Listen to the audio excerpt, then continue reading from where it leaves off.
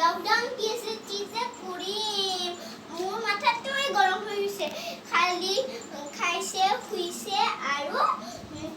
পঢ়িছে আৰু কাজ্জা কৰিছে হেনে কাম আৰু স্কুল নাই উকু বাহিৰত ওলাব নোৱাৰে খেলিব নোৱাৰে চিজে কৰিম মাথাই গৰম হৈ গৈছে ওফো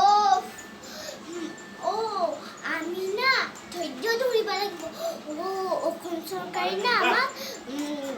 মিঠাতেল দালি চাউল দিছে আৰু পইচা দিছে দুখে দুখে মানুহকে মই অসম চৰকাৰ ধন্যবাদ দিছো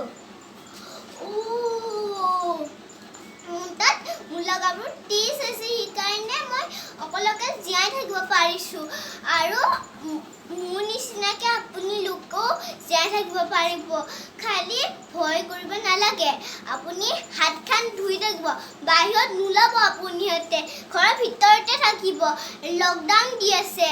ঘৰৰ ভিতৰতে থাকিব আৰু আমাৰ নিজৰ দেশখন আকৌ পুনৰ ঘূৰি আহক